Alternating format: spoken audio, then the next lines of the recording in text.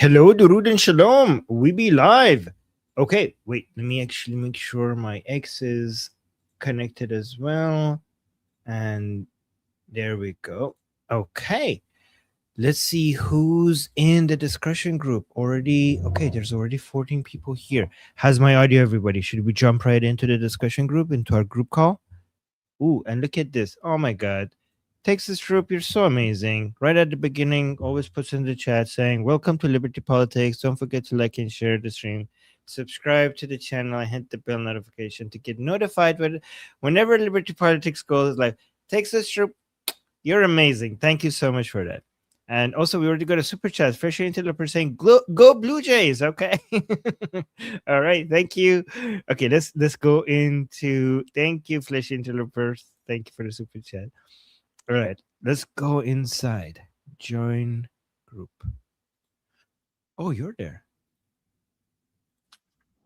Well, there's a lot of other things that happened during that time. Hello. Hey. Hi, everyone. Shalom. Shalom. Hello, Durud and Shalom. Okay, well, look at this. Oh, dark horse. Oh, look at BT June is here. Jeffrey's here. Jose, Monkey, Halda, Richard, UV, Ellie is here. Samantha, Peter, Tom is here. Daniel is here. And Texas Troop is here.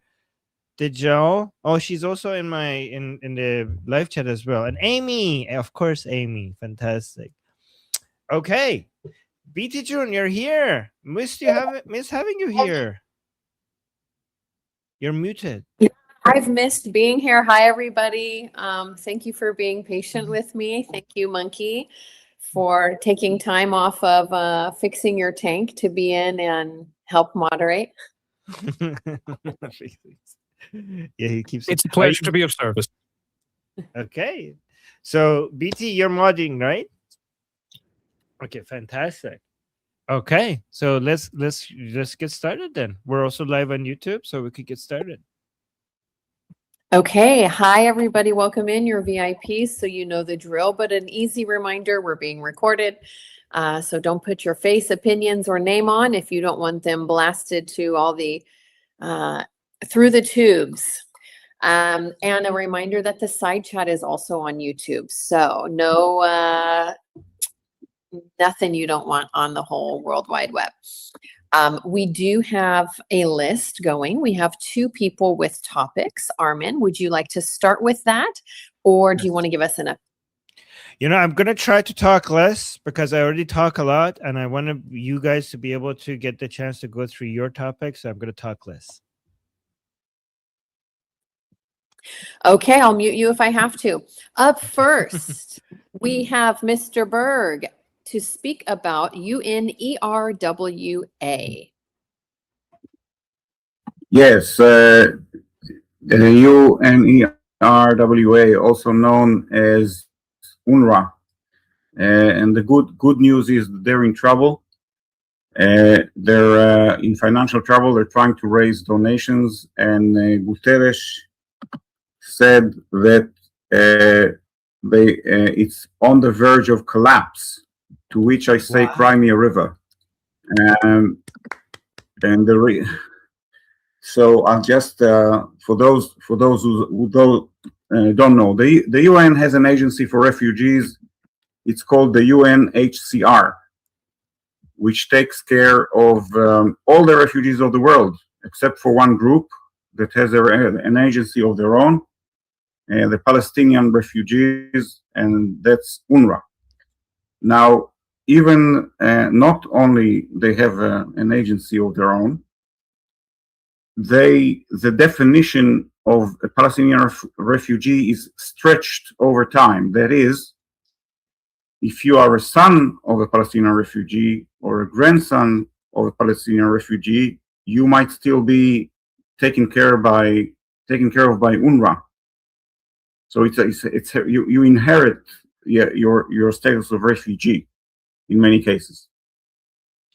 And on top of that, one of the ways UNRWA takes care of the refugees is providing them with hate education. So if you live in a refugees camp, let's say in the West Bank, and you send your kids to an UNRWA school,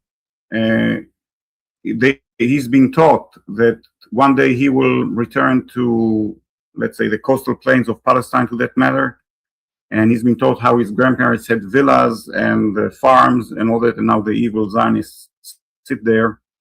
Put it another way, UNRWA doesn't really do much to ensure that maybe the Palestinians will get to a better place.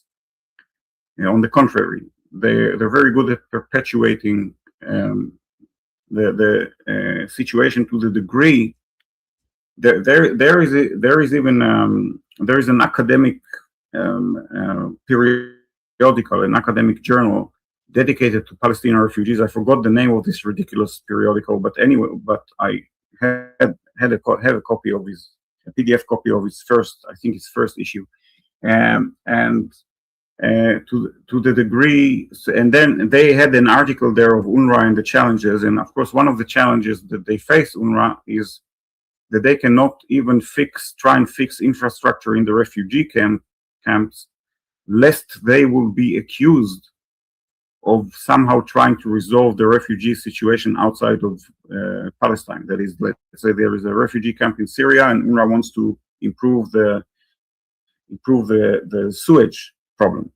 They're trying, when they do that, they try to explain, okay guys, yeah, we're doing it, but it's not like we want them to stay here. No, we will keep them there until we go to Palestine. Okay, so that's what I wanted to say about that. I think generally it's good news. I can only hope that the UN won't be able to raise the money, and UNRWA will become a thing of the history. So just a few things regarding UNRWA. Let me know if this is correct, UV. First of all, so for people again who don't know, one more time, so UNRWA is or UNRWA is a UN aid agency for so-called Palestinians, who many people who work for them are pro the attacks of Hamas and other terrorist groups against Israel, but they're not just pro, they actually participated in them. Many members of UNRWA were participating, for example, in October 7th attacks. So that's one. UNRWA textbooks by UNRWA promote anti-Jewish hatred and jihad. Again, this is a UN organization with textbook for children that promotes anti-Jewish hatred and promotes jihad. And it has incited generations of children in so-called Palestine to violence. And they also have actively glorified terrorism. Again, this is a UN organization. And they have also, the UNRWA facilities have repeatedly hid Hamas weapons and tunnels under schools and hospitals, acting as shields. And they also, like something you pointed out, they prolong the conflict by treating refugee status as hereditary, which is retarded. Like nobody else does that. Like no other refugee groups continue to be considered refugees because they're the children of refugees. And by doing that, they're keeping millions dependent instead of resettling people in different places. It's good for their organization because with refugee status, they will be dependent on them and it will grow their organization. Do you agree with these allegations, UV? To the best of my knowledge, all what you said was true. I don't know that much about their tutorial, their education material, but from what I've seen videos of how what they teach in class, it wouldn't surprise me at all. One thing we should know about UNRWA, because it's also one of the major employers for example, in the Gaza Strip, obviously, because the Gaza Strip is controlled by, not now, but used to be controlled by Hamas. Hamas is the one that decides who gets which jobs. So of course, if you're one of those who got a cushy job in UNRWA, odds are you were approved by Hamas. So odds are you're going to do what Hamas is going to tell you to do. So of course, so all that comes as no surprise. Again, but fingers crossed, they won't get the money that they need, and we won't have to discuss them or worry about them. Hopefully by next year.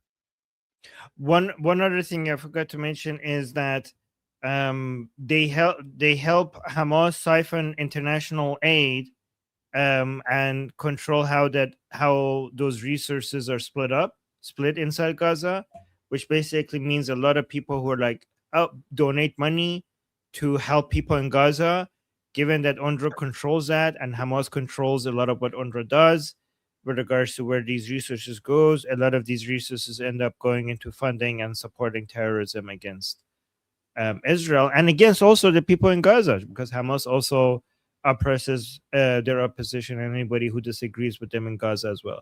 So a lot of the money that people donate to help the people in Gaza goes to the people who take the people in Gaza who disagree with them, stretch their arms and legs, and use metal tubes to break their bones because they dare say anything against Hamas.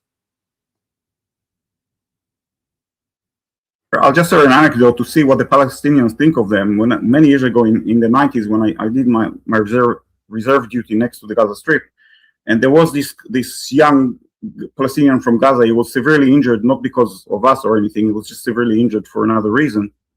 And we just sent him back to Gaza. And I told him, look, the first thing you're going to do when you go back to Gaza is he had gangrene in his hand. I told him, you have to go to the UNRWA infirmary, surgery, have them treat your hand.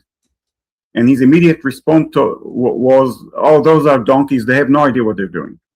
That was his immediate response when I told him to go and get treated in UNRWA. So that's what they think about the level of professionalism in Gaza, to the best of my understanding. Okay, first to respond, we have Jeffrey. Yeah, this is actually a topic that I've tangled with for a while.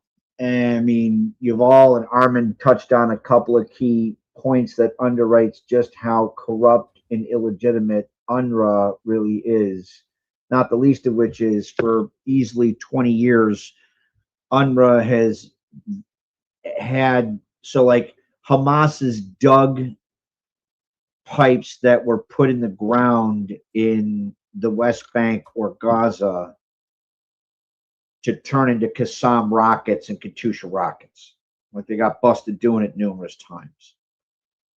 And tragically, again, to Armin and Yuval's point, UNRWA is ungodly corrupt.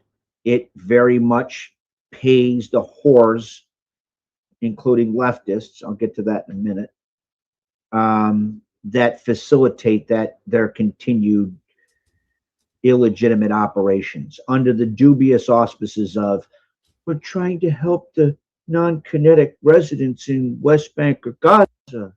Well, but why did you fucking dig the sewer pipes out of the ground and turn them into Qassam rockets, dickhead? Right? I mean, if the water is the issue, right, because it has nothing to do with non-kinetic residents of Gaza, has everything to do with stealing money and or filtering it towards support of terrorism against our Israeli allies. So I'm at Syracuse in 2008, and tragically, they had a Clintonista fuck by the name of Dr. Wallerstein or Wallerturd, who very much was an apologist for UNRWA and any other number of groups that were front organizations for Hamas. And there was a time I was in Dr. Denevers' class. We were doing an international relations security thing. And I mentioned the fact that, UNRWA has, like Hamas, they're shitting all over Israel. They had a guy from the Palestinian Authority there, which is like, and so he's like, oh, okay. So like Israel's given tons of material support to the non-kinetic elements in Gaza, right? They're like, we hate that you're firing rockets at our kids. That said, Jews, super fucking awesome, very much respect life. Was like, they should have sewers so they don't have to swim in their own poop.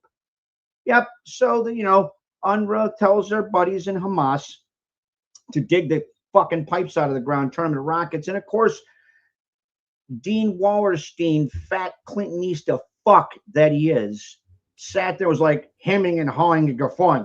Oh, they're so big, they can't make a rocket out of it. Go figure, Israeli intelligence just video records them digging it out of the fucking ground and machining them into the tubes of Qassam rockets and shit. So yeah, I mean, UNRWA is absolutely scuzzy as fuck, and they need to be disbanded. And the people that are investigated, if they're found guilty, thrown in Gitmo. Fuck those people. Not the least of which is the fact that they very much amplify the misery of the non-kinetic elements in Gaza that Hamas is to this day murdering, because if they dare not support Hamas's illegal acts and campaign of terrorism against our fucking Israeli allies. Give me a Shem. I don't mean to say that. It's fucking ungodly irritating. And you have any number of left-wing, self-absorbed fuckers right here in Western civilization wearing keffiyehs, diddling their little raisin skittle about how the fuck they think somehow UNRWA is helping kids not have shitty water in Gaza. I very much believe that, you should have effective critical infrastructure in Gaza, so much so that Hamas needs to be freaking eliminated, because they're the ones that keep filtering it away to terror tunnels, bases under hospitals. Shake a stick, you'll hit a fucked up act by those douche canoes. Feel free to look at all the links in the chat about any of the intelligence reports or UN reports that outline just how corrupt and fucked up UNRWA really is in using and turning sewer pipes into rockets.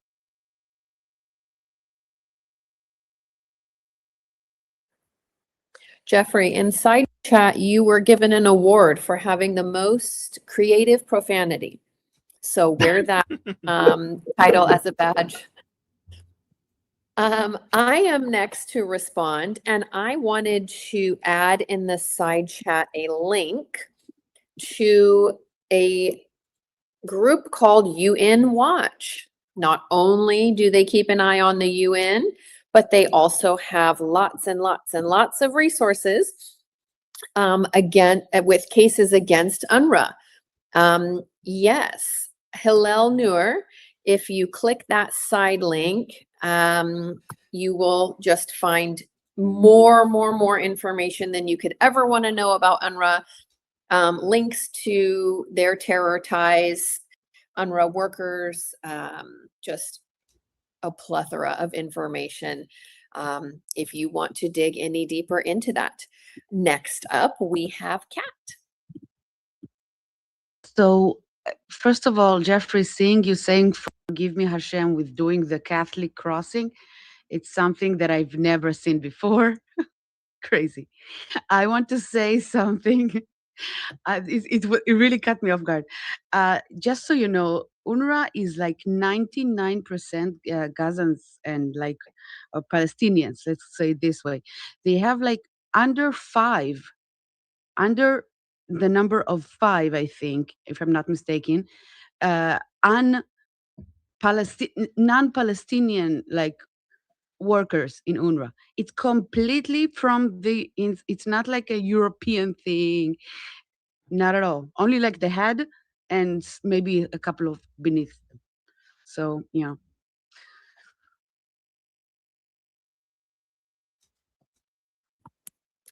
Okay, next up we have Monkey. Yes, I just want to say the UN sucks. The UN is terrible. The UN is captured. They have around 57 nations that are part of an Islamic bloc. Some of these nations are very, very guilty of influencing our universities, our NGOs. I have no doubt that they're bribing and doing everything they can within the UN to gain influence. They vote as a bloc in the UN. This is a big problem. The UN is captured. The UN is useless. Wherever you don't have the Saudis, Qataris, and all these people trying to influence in the US, they're also doing it in the UN. Then you'll have China and you'll have Russia. I'm sure they're trying to influence as much as they can in the UN and using money to do it. I think this is just a captured institution. I think this is, the chat wants me to chimp out. Okay. I think this is a captured institution. These people are terrible. We should get rid of them. We should stop funding them. This is all very, very bad. The UN sucks. Everybody needs to know the UN sucks. And we should just remove ourselves from that equation. We should remove ourselves from that equation. Just quit. Just say bye-bye. No more funds.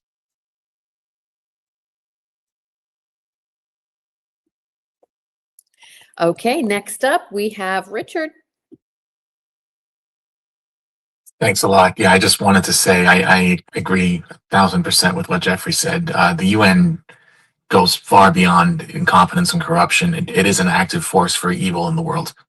We have prime real estate in Manhattan we could use by just getting them the hell out of our country.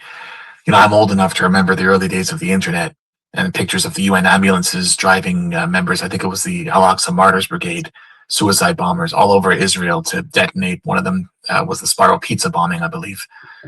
These people are enablers of mass murder. And there's, I think they just get a pass. Well, it's corrupt. It's an international organization. It goes way beyond that. They are an active force for evil in the world.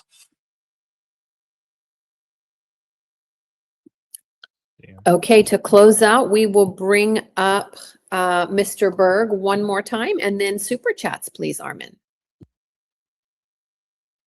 Yeah, so just another comment for those of you who wonder, okay, so what did Israel do for those poor refugees? Israel actually, in the 70s, tried to relieve a little bit the situation of the refugees in Gaza by building proper homes in Gaza. And of course, no one moved in there because the PLO threatened that whoever moves into those houses will be killed. So just to give you a notion about how concerned were the Palestinian leadership with the fate of its own people.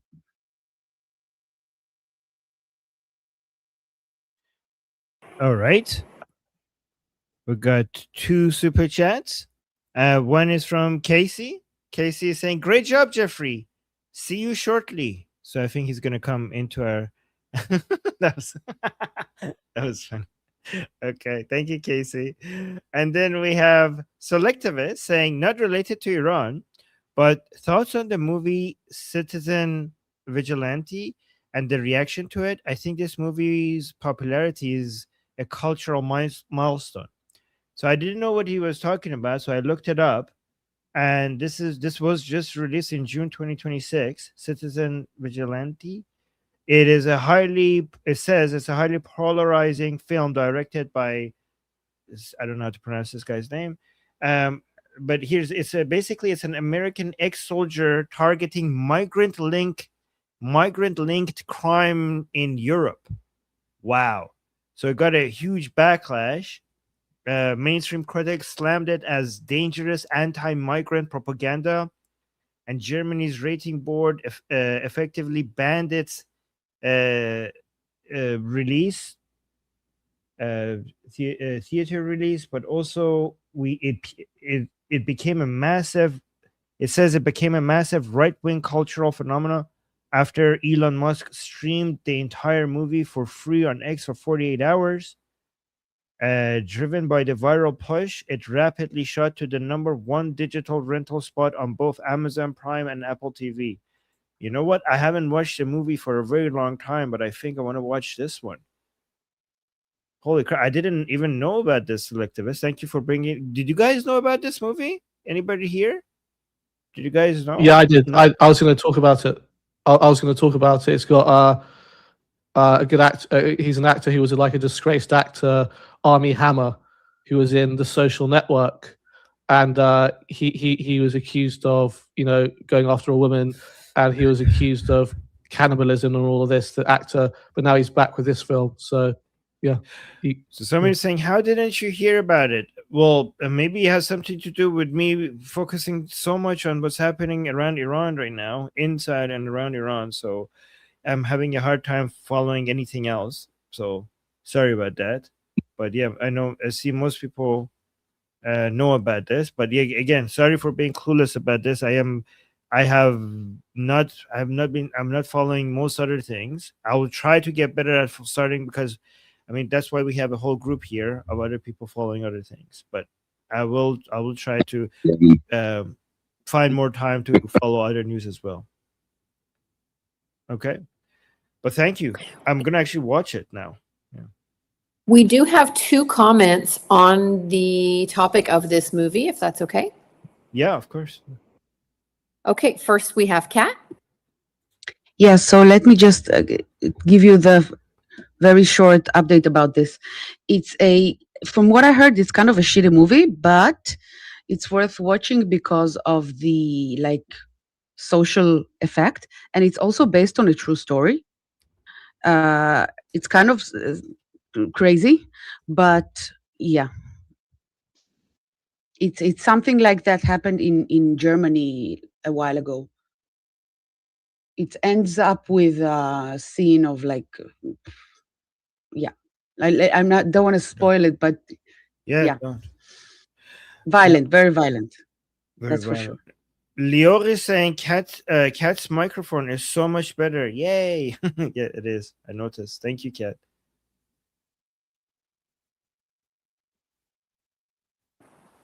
Okay, next we have a new topic. Tom would like to talk about ethical atheism, morality, and politics. Oh, okay. Wow. Yeah. So this is a subject which is controversial, and I'm trying to be as respectful as possible to people who aren't atheists or moral ethical atheists, whatever you want to call it. Why it's an important subject to talk about is because not only is it about what's true and what's not true, it's also about what your morality is, what your politics are. It informs everything. Where was I going to go with that? Yeah, and so for example, I mean, I'm going to be careful with what I say because we're on YouTube. But I'm like very tough on crime. I want to help Africa more. Stop them from starving. I think atheists have the lowest rate of giving to charity, which I think don't quote me on that, but I think they do, which is pretty disgraceful. I'm pro-assisted dying. Abortion's a controversial one, but I'm still to an extent very carefully pro that. There's sex work and pornography, which is done extremely evilly in many regards, but it can be done ethically, I argue, possibly. So there's lots of important subjects. Now we all seem to all agree on Islamic extremism being a problem, but actually lots of atheists don't. There's lots of woke atheists, and there's this kind of like woke atheist movement which is dying down as far as I'm aware, but it's still there. And that's something we have to counter. And I also say the evilest people in the world are actually non-religious atheists who become social Darwinists. You torture me, I torture you. When it gets to the top, everyone gets tortured.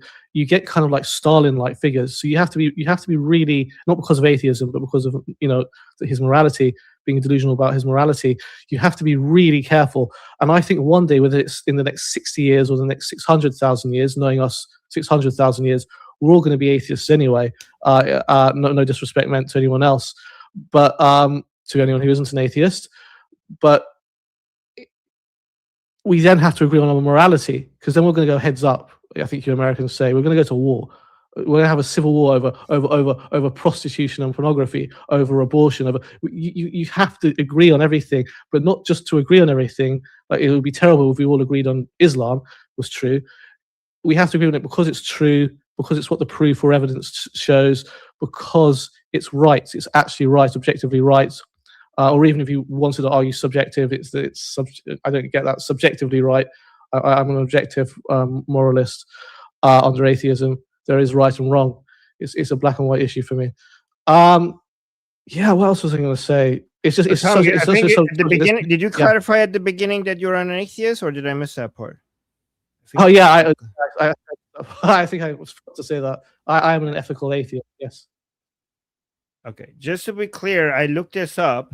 When it comes to charity, whether atheists give less to charity than religious people, that's only true when you count donations to churches and houses of worship into account, right? If you take donations into, your church and, your mosque or your synagogue into account, then yes, religious people donate more than atheists. But like some people argue, well, like that's basically donating to promotion of your religion, right? If you adjust for that, so statistical studies shows that religious people give more overall, but a massive portion of their giving goes directly to their houses of worship. But when looking only at donation to secular causes like disaster relief, education, and medical research, then atheists and religious people give virtually the same rates. Oh, that's fascinating. Thanks for educating me on that. I didn't know that. Thanks. I'd also get one last thing I Okay, was to gonna say quickly is- respond, Mr. Berg, come on up. Yeah, okay. I'll just here's the challenge. I'm also an atheist, as you know, Tom. Here's the challenge that we atheists, if we can say that, are facing. First of all, the only thing that we all have in common, of course, is that we're atheists. Other than that, we don't have anything in common. There are heaps of us with various values and sometimes we'd be on opposing sides on many issues. That's the first challenge. The second challenge is the theist job when it comes to being ethical is easier in the sense that the theist has a manual. The theist already has a manual. You and I may agree with the manual, we may not agree, but the theist has a manual for how to be ethical. We have to come up with our own manual. And for all atheists in the world to come up with the same manual, I think it's a task that I just put it out there. How are we going to do that? I don't know. That's our challenge. How are we going to create our own manual that all atheists in the world will say, okay, that's our ethical manual, or even all ethical atheists in the world would say that this is our manual. I don't know. I'm putting it out there for people to comment. Yeah, can I comment on that? I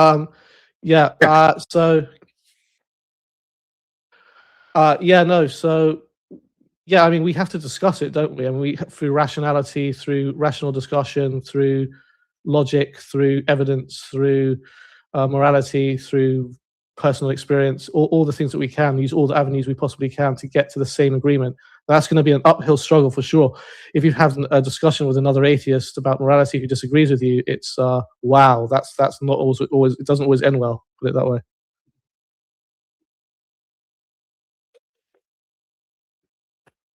Okay, next up, Samantha.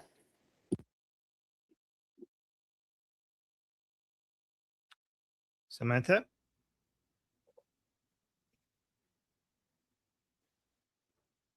Samantha. Okay, she left. She's back. Samantha, it's your turn. We're waiting for you to open your mic.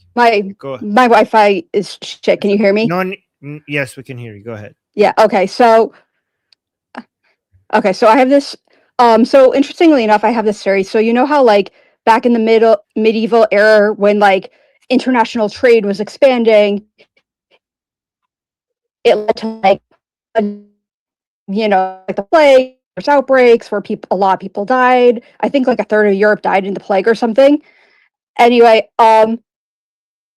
time period to that, but instead of like viruses, so nowadays any like virus that you come in contact with every day on like the Tokyo subway that doesn't make people sick is also going to be on the news way and not make people sick. Like our immune systems became more similar to each other because of all like the viruses ended up getting like spread and our immune systems had to adapt or we die and then we don't pass our genes.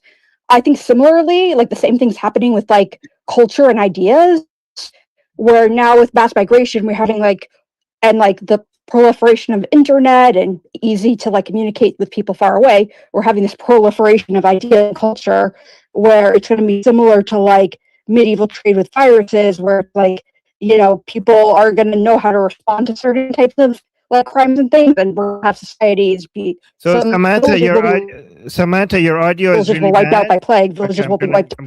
I'm gonna mute Samantha. Okay, so Samantha, make sure your audio is good every time you want to speak, before you want to speak, and right now your audio is really bad. So just type it in the chat, and let's go to the next person. Okay, up next we have Monkey, unless that too was a face change. No. That was a question mark because I didn't understand Yeah. what was being said there. I had no Um, idea. Yeah. Also, Samantha, what you were talking about, it was so confusing, and I didn't even know how that was relevant to the topic. So maybe when you're responding to something, start with how you're gonna make, like, how what you're saying is relevant to the topic at hand. Then go into, I don't like. We have no idea. I had no idea what you were talking about, so I don't know how it was relevant to the topic. Maybe I'm confused, but yeah, go on, Monkey. I think the problem is moral relativism because when you're looking at atheism, okay, sure, there's atheists, there are agnostics. So what the problem is, the people that hijack any group and use it for a political purpose. Like there's been a lot of hijacking of atheists and making them anti-theist. There's been a lot of hijacking of them who become then, from being anti-theist, they go through a moral relativist ideology into being pro-Islam and uniting with Islam against the West because they hate capitalism, because these political atheists are taking over the atheistic movement, and these political atheists align with more of these anti-establishment values. And what is the establishment? The establishment is Western culture, right? There's a lot of Western culture that is tied with religion, like common law has a lot to do with it comes from Christian nations. It doesn't come from atheistic nations. And there's a lot of people that take the Enlightenment values as good, but you got to take the good with the bad, right? If you're going to talk about the good things in the Enlightenment, you also got to talk about the bad things, like racial, scientific racism, communism, Marxism. So it had some good ideas, right? You want to have a little bit of more representation, but you also got to take the bad. So these people focus on the bad, stayed on the bad, and use atheism as an excuse to fight politically the Western values. They say, no, that's a religious thing instead of just being a good thing. Because I'm sure there's atheists that recognize, hey, some of these Western values are actually pretty good, and led to us, feeding off of that. I think that's what Samantha was talking about. Like we feed off what we learn from other cultures. Some cultures are more closed, right? And unchanging and not great values, but we learn from each other, right? So some of these religious, anti-religious are also anti-Western. So they take over this movement and make atheism into a political communist bloc, and then just go out against anything that's Western, anything that's Christian, and support anything that's communist, anything that's Islamic, even though if you are trying to be an atheist, you have to be logical enough to understand that if you have to pick between Christianity and Islamism, one of them is going to leave you alive, one of them is going to kill you. So you can't look at atheism in a vacuum. You have to understand that it is being co-opted by political entities. And especially in America, you say, well, that's just in America. Well, you know what? America is the most important politically. We have more influence around anything in the world. So if it's just in America and in your nation, it means something else. It doesn't fucking matter, because they're affecting our politics, and our politics matter all around the world. So that's something that has to be taken in mind. So when you approach atheism, you have to also remember that these ethical atheists have to take in mind that they should not allow their capture and their systemic co-opting into more of a political agency than a thought process and an ideology of we're questioning things. Can I respond? Hold on. We'll have you close out for us. But Samantha, why don't you go ahead and try again? I don't know if this is better, but what I was trying to say is that, similar to how in the middle, how so now that we have like mass internet access and we have mass immigration, people are coming in contact with cultures and values and ideas that they're not used to coming in contact with, similar to how at one point during like medieval era we had people coming in contact with a bunch of like viruses that they're not used to coming in contact with, and because they didn't have the immune systems, people died, and then they didn't pass their genes on, so people evolved to have much more similar immune systems to each other. So now there's no like virus people come in contact with every day in the Tokyo subway. That's not also every day on the New York City subway. That's not making people sick. So I think it's similar where it's like, as we like, people will probably die. Unfortunately, it's similar to the way people like, a bunch of people died from plague. A bunch of people will probably die because they'll come in contact with people who have like dangerous, cultural value systems that they just don't have the immune system to like process. And, we're going to have that unfortunately happen in some places in this time period. But eventually we're going to come out the other end where we're going to have much more similar understanding of values and ideas, because we've just had so much more contact with each other that it's like, either your society adapted or your society died. The way that was like, either your immune systems were strong enough that got to pass them on, or your village died because no one had immunity to the shit. Okay, that actually makes sense now. Okay. That we could hear. Okay. Or who's next? Can I respond, Armin? No. So Next, I'm going to have to close Tom- out, Tom, instead of responding every time. being added to the end to close out. So we're going through the list, and then you're being added to the end to close out. But yes, BT, go ahead.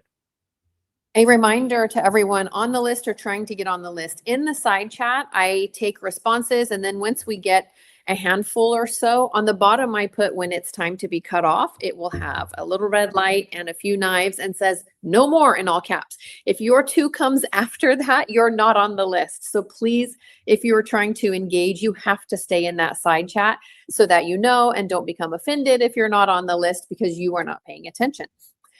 Next, we have Mr. Berg.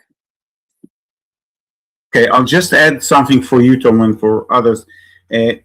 Some atheists say, okay, we can actually form a moral code for atheists based on rationality and science. That is, let's use the is to determine the ought. There's a problem with that. We actually have a tool of how to behave rationally that tells us how to behave rationally. It's called game theory. Game theory tells you give them a set of circumstances. You give a game theorist a set of circumstances, and he puts it in his formula, and he says, well, the best strategy for you rationally is this and that. The problem is that in some cases, the rational thing to do is not the moral thing to do. Why is it not rational to grab a candy from the hands of a baby if no one's watching? Yes, you increase your own energy on their expense. Yeah, it's a bad thing to do. We all know it's a bad thing to do. YouTube, I'm not advocating grabbing candies from kids, but rationally speaking, in game theory terms, it could be the rational thing to do. So that all those who say, yeah, let's use science, let's use logic. I agree in principle. Let me know how you're going to do that, because that is a challenge that I can still not see being resolved. Okay, Armin, you are up next on the list. Yeah. So to me, this whole moral system question is actually pretty straightforward and simple. I know a lot of people are like, how you could say that? I mean, philosophers have been talking about this for ages. To me, it's pretty obvious what the answer is. Different people, different philosophers, different religions have different moral systems. And moral systems are things that we could create. The standards that we could create. Someone's mic is open. That's not moral. There we go. Okay, so the question is, what is the goal of your moral system, right? And to me, if we want to create a good moral system, it has to be based on the goal, a worthy goal. And I think a worthy goal is the betterment of the human condition, basically maximizing well-being in society, right? Increasing happiness, stability, health, prosperity, reducing misery, death, disease, poverty. So if with that objective, if we want to create a moral system that improves human well-being, then the question is how, and the answer to that question is going to be very objective. So if you want a more objective moral value that is not relative, if the question is how could we improve well-being in society, then that's not a matter of opinion anymore. That is a matter of finding evidence, finding empirical evidence for what improves the human condition, right? So the goal is set, that's a worthy goal. The goal is to improve the life of humans, maximize it. If that is the goal, the answer is an objective answer. And this is why I'm against like a moral code, because there shouldn't be any code. There should be, the objective is determined. The answer is based on empirical evidence. So, and what we need to encourage is not to give a list of do's and don'ts to people. I think what we need to do is to give people the ability to find those answers with that goal in mind, right? So, for example, when you're teaching a kid how to do math, you don't just give them the final answer. You teach them, what you teach them is how to come to the answer. You need to show the work. So you don't give the people of like, this is good, this is good, this is good, this is bad, this is bad. Like that list is not helpful. And also because the answer of what is good and what is bad, for example, in the certain conditions might differ. Again, that's not moral relativism, because you're still objectively trying to improve well-being for humans, right? But sometimes lying is bad, but sometimes lying is good. If the Nazis are asking, do you have some Jews hidden in your basement, then lying at that point is going to be a good thing to do. So that is why you don't give people the code, a moral code. You give them, you basically improve the muscle of the ability to come up with the best answers to improve the human condition, to improve well-being in society, right? So you teach people not what the answer is, you teach people how to come up with the answer. And you do that in two ways. First of all, you improve the motivation. First, you need to increase the motivation, right? And we are naturally born with it, but you just need to encourage it, right? So there's two elements to this. One, how people figure out how to improve the well-being of other people. That's one part of it. But the first part that you need to encourage is people wanting that, right? It doesn't matter if we could show, like, guys, this reduces poverty, this reduces stress, this reduces war, this improves mental health, this improves this. Okay, if you have these, if you could empirically, and again, not rationally, I'm a huge favor of empiricism over rationalism. I don't trust the human mind that much. Empirically, if you could empirically show that this works, it's not that much of use if people don't give a shit. If people don't give a shit for their friends and their community and their society, then showing the answer is not going to encourage people to do anything about it. That's why I think this goes back to childhood upbringing. One thing that we need to improve more than actually even showing people how to improve well-being is to increase kindness and increase the desire to be kind, the desire to care about other people's conditions, right? And that's something that you could encourage with good parenting and a good. So I think like one thing that we do in what we need to do more in schools, especially for younger children, is not just how to do math or how to read and write, but also figure out the ways where you basically get kinder children that care for other people's pain and get joy out of seeing other people happy and get stressed and upset when they see other people in pain. Like, and based on my understanding, it's actually not very difficult to do. Like there are so many studies that shows that simply getting your kids like a pet to take care of, like it goes like does so much, right? Providing stability and love to your children. Like a lot of people are trying to decode this, and a lot of studies that shows that you will bring up a lot. Your children will grow up to be much kinder people if you just do a few things. Like so many parents are trying to figure out how my kids are going to be the smartest kid in school, or the best in math, the best at writing. But how many people are asking how could I make sure that my kid grows up to be a loving human being that cares about other people? And that is so easy to do compared to all these other things that people are trying to achieve.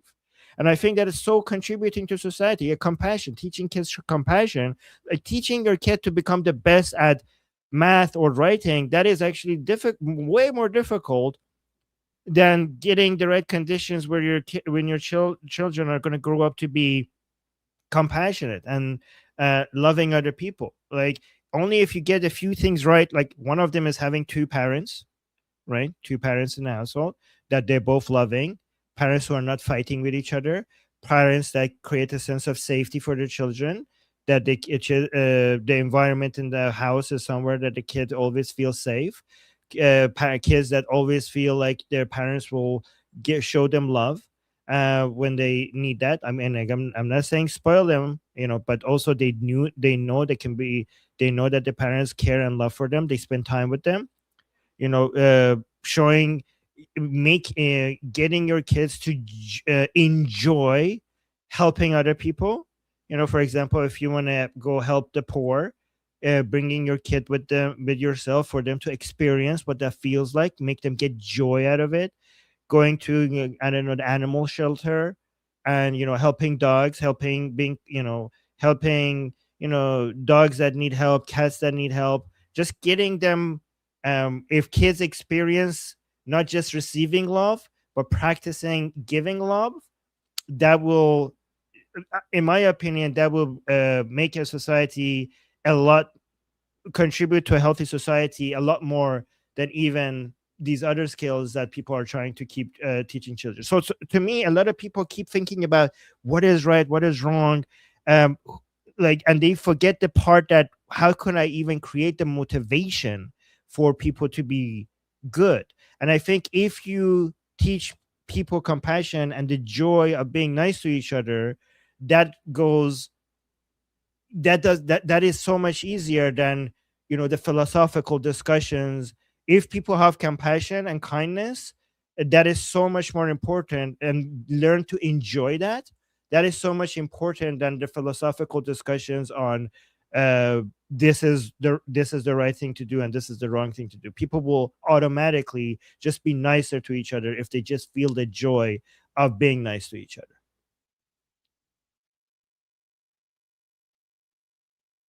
Okay, next up we have Dajjal.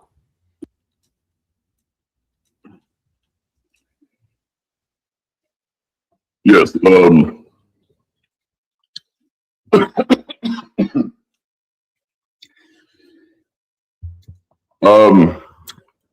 Something came up, just pass me along. I just go to Tom. I got to do something real quick. Thanks. Okay, yeah. So to Grease Monkey, first of all, it doesn't mean that atheism is or isn't true because there are atheists, there are evil atheists. I'm not sure if that's what you were saying. Atheism is still true anyway. So we have to try to all get along. Secondly, we all have to try to get along and be good atheists. That was my main point. We don't want those woke atheists. We don't want those evil atheists. We don't want those social Darwinist atheists. So you're right. There are evil atheists, but that was my point. Third of all, I'm not sure what you mean by anti-theist entirely, but I think I'm an anti-theist. I don't like the concept of God, a pain-causing God, a pain-allowing God. I don't like it. Doesn't mean it's not true, but I don't like it. Samantha, I think what you're saying, sorry, I'm not that bright at live conversation. I think what you're saying is that we all converge on the same thing eventually anyway, given enough time, given enough circumstances.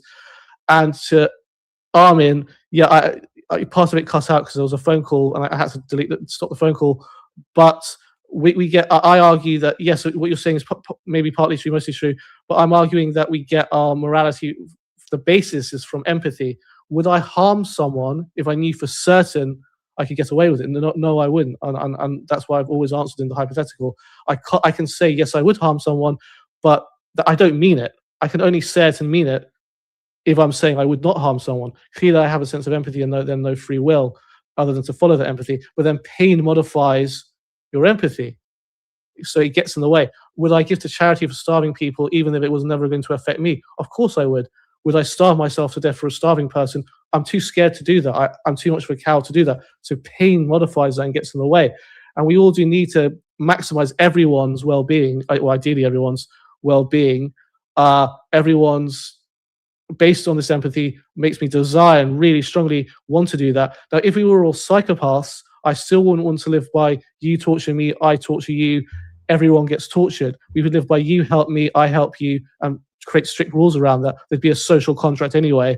And we should always try to be the best that we can be, not just for ourselves, but for other people. So I think, but I want to rewatch what Armin was saying and what Samantha was saying and what Grease Monkey was saying, because I'm not very good at this, guys, but I think my arguments are really good, but I'm not good at live discussion, so I need to improve my skills, and that's what I'm trying to do here. Oh yeah, another thing is, consider going on the Dawa channels like I do. I've been on Hamza's Den recently again. I've been on multiple times. I've been on Al-Yemeni. I speak to anyone. I've spoken to Joshua Rasmussen, who's a top-level apologist. I never got to speak to William Lane Craig before. Please do consider, whether you're atheist or not, peacefully trying to convert Muslims away from Islam, because 33%, I think it is, of Muslims convert away from Islam, and we need to try to make that 100%, ideally, even if that's not possible. Hopefully that's possible. Thanks. Okay, super chat time, Armin. Yeah. Okay, Tom, you actually are doing very well when it comes to these topics. So don't be, and you're being very honest regarding your views, which is pretty awesome. So good job. And also, it was an interesting topic. Yeah, and Fleshy Interloper just gave us a super chat saying, good discussion on atheism. So thank you, Fleshy. So see, the chat also agrees. Thank you, Fleshy Interloper, and thank you for the support. All right, what's the next topic? Next up, we have Monkey to speak about corruption and catastrophe, a Venezuela update. All right. What's been going on in Venezuela has a lot to do with corruption, right? First off, I'm going to put a link in the chat. That's just for our group. And, this is China Observer, channel that does a lot of reports on what goes on in China. And it turns out that about 800 tofu dreg buildings, no cement, just styrofoam. These buildings were all constructed or, helped in the construction by China. So these are fraud buildings, basically made to look good, not to stand. So that's how Chavez got to stand in front of his Misión Vivienda, like a mission housing, and build basically garbage, just garbage homes. That's what's been going on in Venezuela. And this caused massive amounts of death. Another problem that we had is the U.S. Air Force had to take over the airport. Ask yourself, why would they have to do that? Because the regime was blocking some of the aid that was coming in, blocking some of the workers that were coming in, they blocked the commercial airspace. And one of the reasons was Maria Corina Machado, which was the figure that won the last election when Maduro refused to recognize the results. She was coming back to help, organize people, give people a little bit of, I would say, hope, and just as an organizing figure. People who don't want to follow the regime will follow her, and I don't think she's going to start an army. I think she's just going to try to help the relief efforts. And they closed the airspace. They closed the airspace as screw anyone that wants to help, screw any relief efforts that are incoming. We're just going to close the airport because we don't want her to come in. So the U.S. Air Force had to take over. A number of there's this guy called Diosdado. Diosdado is wanted for $25 million because he's a narco. but he's also an official. So he's been seen berating the people that are doing the rescue work. No, get out of here, get out of here. He's like, you piece of shit. We hear the people crying inside the rubble, and he's pushing people away from the rubble. Now, why do you think that's going on? What will be your guess? Oh, they were hiding tons of their ill-gotten gains in these buildings, right? That's what's going on, right? So there's millions of dollars. So remember what we were watching in the Iraqi corruption? Things similar to that. Bricks and bricks of gold, millions and millions of dollars in the rubble because they hid the rubble, their ill-gotten gains in these buildings. Like I have links to all this, but because this is just a discussion, I don't want to get too much into it. It's just a quick update. So we have a lot of problems with corruption. Did you say at the beginning that this is about the buildings collapsing in Venezuela after the earthquake? Like, did you? Because a lot of people are not. I said a Venezuela update. I didn't specify. Okay, but I think people have but I think it would be good that at the beginning, because a lot of people haven't been following this news, that like what you're talking about. So maybe you wanted to provide a context at the beginning, like that there was a whole bunch of buildings collapsed because of the earthquake, like something like that at the beginning. Yeah. Earthquake. I forgot that part. Okay, there was an earthquake. Like I said at the beginning, 800 buildings were made by China and collapsed. I didn't say that there was an earthquake. Okay, that's the part I left out. There was an earthquake. That's why there's relief effort. That's why they didn't. The international help was coming into the airport.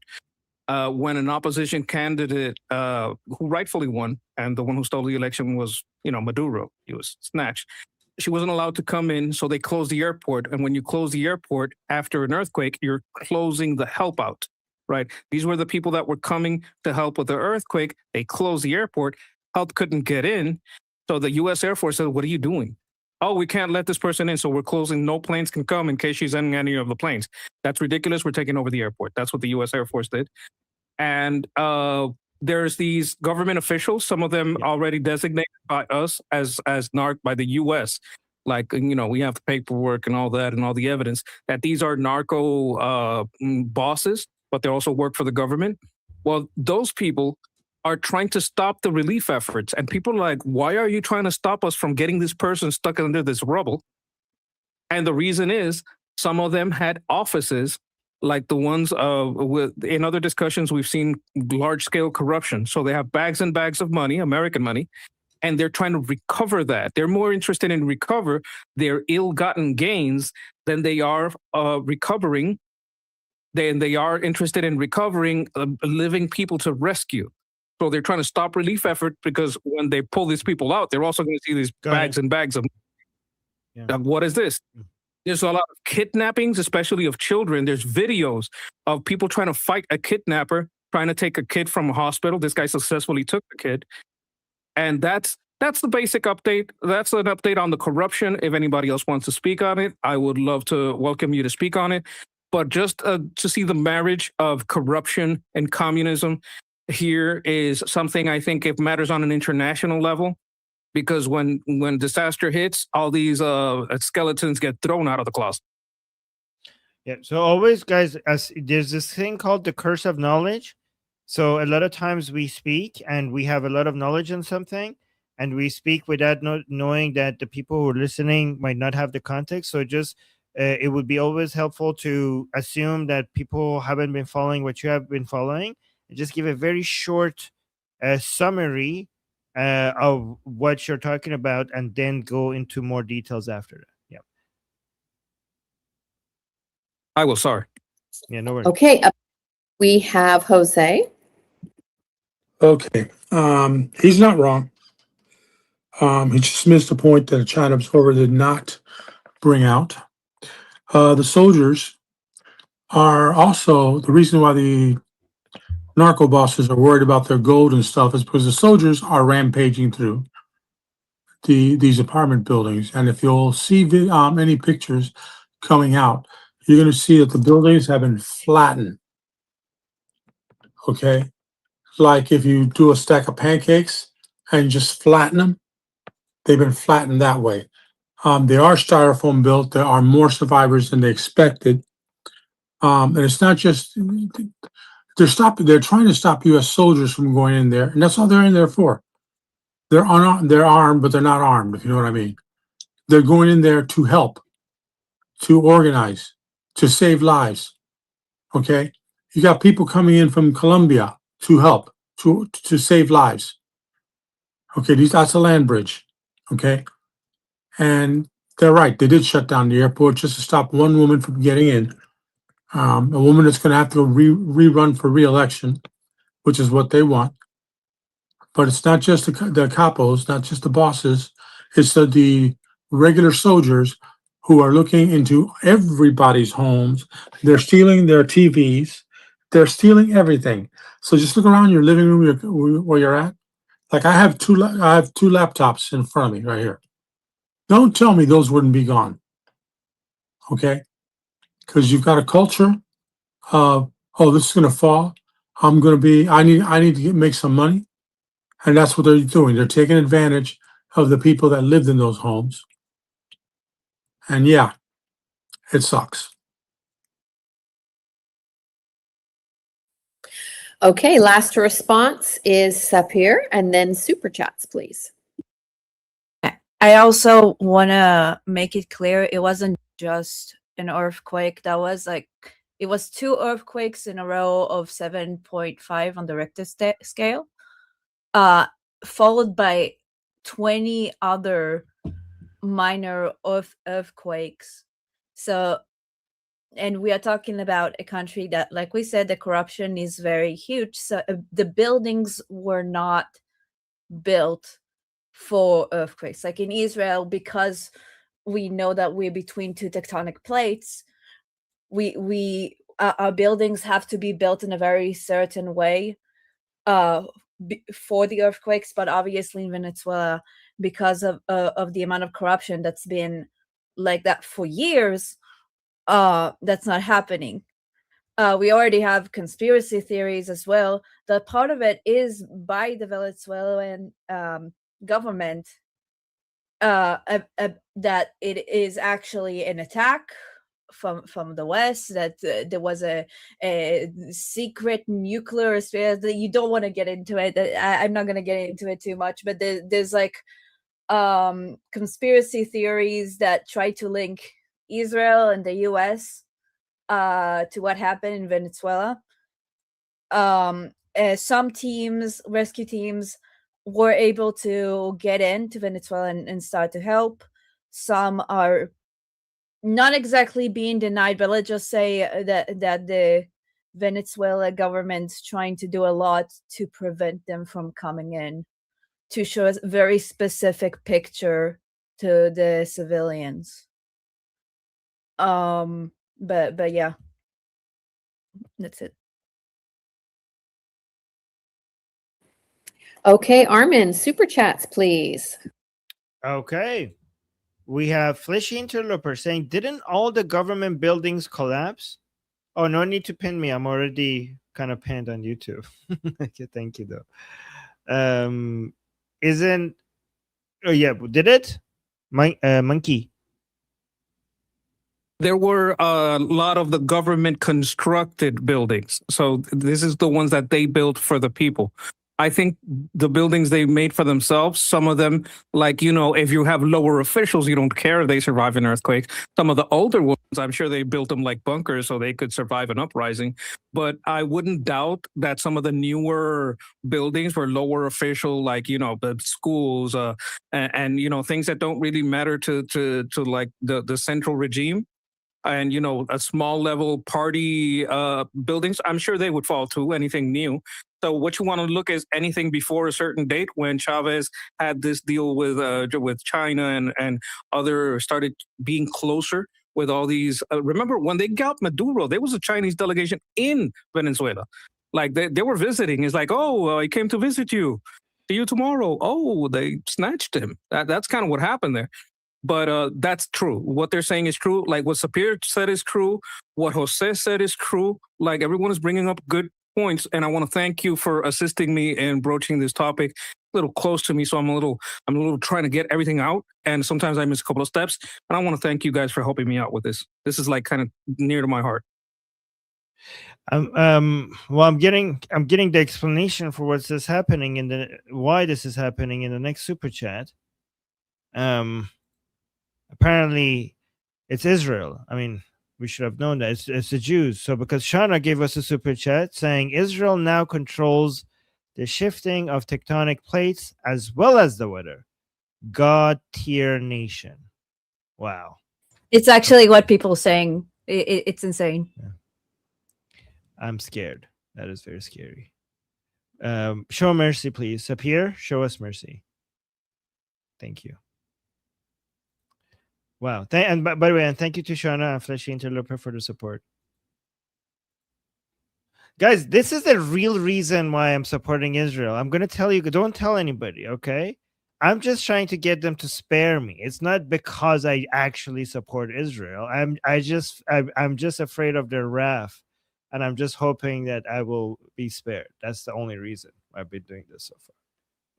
Okay. So it's okay as long as you're doing the hasbara for us. As long as you're doing as you're told, you're gonna get your 7K, and everything will be fine. I don't need 7K. Just don't send me a plague. Don't rain fire upon me. Don't change the weather in my area. Don't give. Don't use the space laser. Yes, don't use space laser. Thank you so much. Allegedly.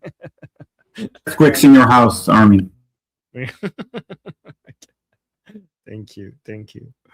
All right, who's next? Okay, next we have Jeffrey. He would like to speak on the insanity of anti-Israeli propaganda by Hamas. Oh my God. Okay. Well, it's also relevant to all the other stuff going on. So, relevant to the nonsense being pushed by the corrupt assholes that were involved in Venezuela's tofu dredge projects, where buildings are made of styrofoam and like blaming Jewish earthquake machines or whatever other ridiculous crap that gets fired out of their facial anus that masquerades as a mouth. I just wanted to share a personal experience at why this isn't like a one-off tragically. And there's for two reasons. So like going back when Uncle Jeff was just Jeff and had more hair on top of his head and less stomach. It's like the fall of 2007. And I'm debating the then still relevant topic of the 2006 Hezbollah IDF war with like some beta subservient neolib cuck fucker who's about as white as they could be, pretty sure he's freebasing estrogen and soy and wearing a keffiyeh, and I promise you gets pegged every night by his lesbian husband named Pat with her I hate the patriarchy stainless steel event strap on. In any case, we're going back and forth, and his buddy had said some crazy shit like the reason the 2007 bait, I'm gonna probably mispronounce this, so Yuval, don't be mad, Lahia sewage lagoon collapse, which I very much have a lot of empathy for the people that died there, right, was not because of corruption, not because like Hamas and every other asshole in the area like diverted material support provided to them by Israel and the international community towards terrorist projects. Nope. It's because allegedly Mossad blew up the fucking berm. Like he said this stopped me in mid-rant. I was like, and another thing, hey, what did he just say? And my buddy was like, he said the Mossad blew up the doo-doo lake. And I was like, cracker, Jewish people don't even like schmutz, dickhead. And your contention is that the Mossad, read cartoony super awesome Jew, like ultra Jew, put on their scuba Steve fucking uniform and went swimming around inside a lake of fermented falafel diarrhea. It was so off the wall fucked up, I had to look in the plate glass window to see if I had like facial drooping because I thought maybe I had a stroke. So what's my point? My point is, tragically, this kind of ridiculous disinformation is not a one-off, and it's very important that everybody here engages in the efforts they do in pre-bunking and debunking all this ridiculous crap And the other more personal one is to our Jewish and Israeli allies. I know a lot of crazy shit's been said about you guys lately, and you probably feel really fucking exasperated. Just know you're not alone. And a lot of other people think that crazy shit's just as crazy as you do.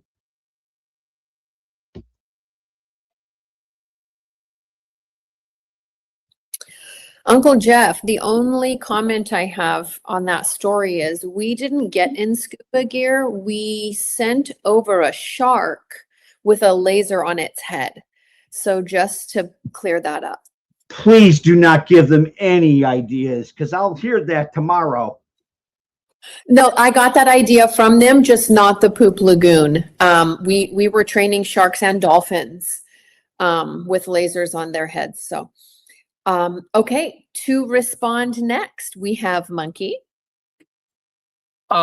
This is ridiculous in many ways. Like, you have an earthquake machine, but you're not using it against your enemies. You're using it in Venezuela. Why would you do that? Oh, you're not using it in Iran because then you'd seem mean. You don't want to kill innocent people, but you want to kill innocent people in Venezuela? That doesn't make any sense. You have space lasers that can, burn Hawaii, but you're not using these lasers to burn the IRGC. You're not using them to burn any of these states that declare or areas that declare war on you. This is patently ridiculous, because if you had this technology, you'd use it against the people that are trying to kill you, right? But it's utterly ridiculous. It's I would say, like a scattershot approach to get dumb people, because dumb people will fall for this. People who love any conspiracy theory, it's like a. Let me see how I can put this. There's like the dancing Israeli thing about 9/11. Like there's a million ways that you could look at 9/11, right? But you're going to say that because some guys were dancing, and this has been debunked to death, that means that that's evidence that Israel took down the two towers. You can say a lot of things about 9/11 that are fishy. A lot of failures in intelligence, a lot of, looking the other way when people that shouldn't have been in the country got in. There's a lot to say about that. But to say that the Jews did it, the people that say that there was a mini nuke at the base of the tower, ridiculous thing. I think what this does is let me see how I can put this. It puts it that there's so many theories tied to the Jews that anybody that you can get to believe any one of them is just one more person you can weaponize against Israel, against Western powers. Because you got to understand, when you're telling people, oh, the United States is controlled by other people, what you're trying to do is get the people that like the United States say, well, it's not really them, they're being controlled. So then you get to hate the United States, not because you hate the United States, but because it's controlled by other people. So they're trying to use Israel or any other nation that allegedly elites, whatever you want to say, controls the USA, to get the people that like the USA to excuse it. Like, okay, it's not that the US is bad, it's just being controlled by bad people. Like, usually this is like in military terms, when you look across studies, it's very difficult to get a soldier to betray his chain of command, but you can do it. The way you do it is that you get to label the commander a traitor, and then he gets fragged by his own troops, right? So if you are a good American, you love America, but you convince a good American that his leaders are being controlled and they're really moving against the interest of America, then you get that one to become a traitor because they believed in a false reality about what's going on. So that's an aspect of this that I wanted to point out, that first of all, it's ridiculous. If they had these power, they would use it against their literal enemies trying to take their lives right now, number one. And number two, when you point these conspiracy theories, they all revolve around these are good people being controlled. So you can just betray them. You can just attack because it's not their fault. It's the people controlling them. And it gives them an excuse to attack the U.S., saying it's for their own good because they have bad leaders or controlled leaders.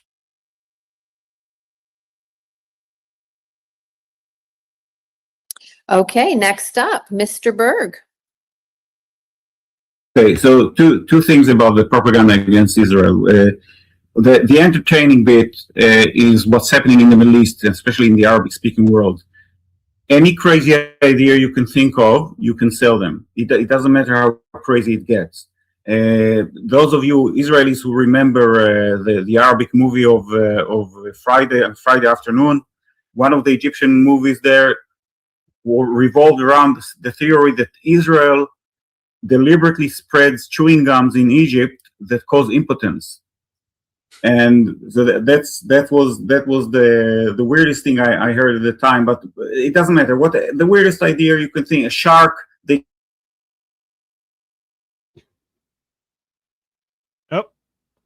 sharks in the Red Sea. The weirdest shit. UV, your audio got cut for a second, a little bit. The problem is with the free world, with the Western world, and the problem there is that, as you cannot wake up a person pretending to be asleep.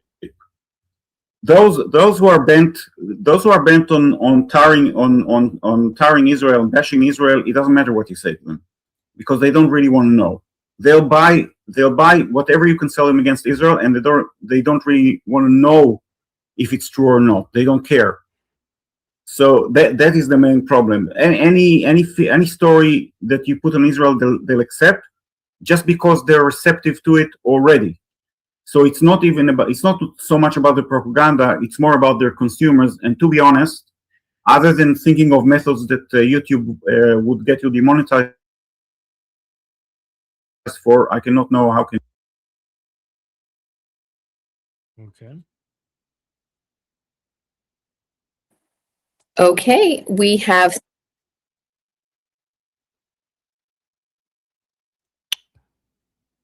Who did you say, BT? When you say something, don't close your mic right away because it cuts into what you're saying. Very good. Next, we have Sapir. Sapir. Yeah. First of all, Jeffrey, I don't think you understand all this hate and all the ridiculous propaganda that makes the best memes. We have in Israel the best meme industry in the world. Like, you have no idea what's going on there. Like, I don't know. For the people who still don't know, we have an unofficial Mossad page just for memes. And when we already knew, when the Venezuela earthquake happened, the first thing the Mossad did is took a picture of the report, like, and they put it in the unofficial page. Did they blame us for that yet? Like, it's just like, sure, it's tiring. Like, it is tiring, but dude, it gets to a point that it's so ridiculous that you can't really treat it seriously. And also, like, for Samantha, for what I saw, like, we're not really alone. I think that there are a lot of loud people, but just look at this group. Most of the people in this group are not even Israeli or Jewish. And in the end, the West still sends us weapons to Israel. The West still sends money and aid. You still have business throughout the entire world with Israel. People are still using things that Israel make. People are still helping Israel in one way or the other. We are not alone. It looks like it sometimes. It feels like that sometimes. I get that. But just every time you think about it, get yourself a picture of Khamenei and just like spit on it, and just spit all the bad feelings away. I think that will help.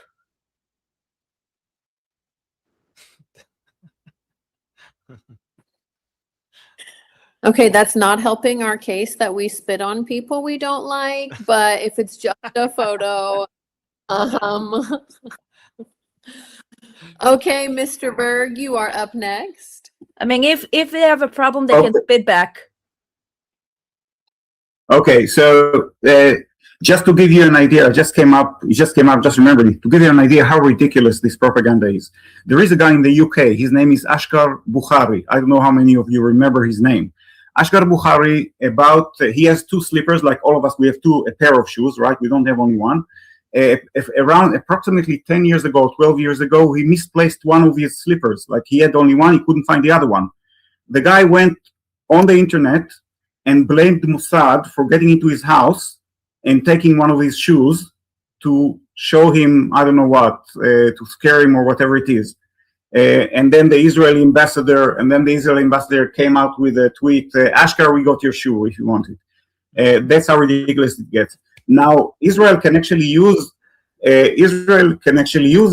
all those stupid conspiracy theories, because Israel has something that is called Rafael. I don't know if you heard of Rafael.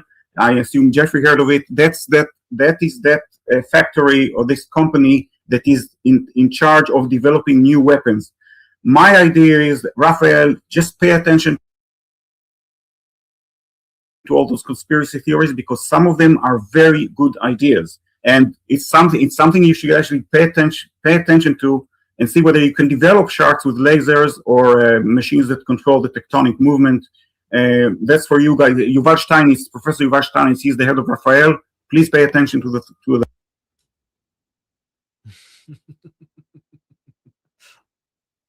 That's good.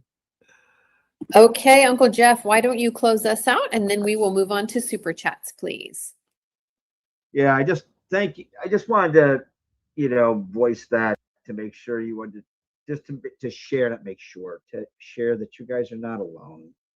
And tragically, I mean, while we laugh at it, like all the conspiracy failed hypotheses pushed by the Arab Street, our enemies, leftists, whoever, amplified by predatory opportunists like Alex Fuck the Duck Jones on, oh my God, it was like they used nanites and it was the Israelis that did that, or it was like, what did he said something like former President George W. Bush was a reptilicon and all this other insane shit.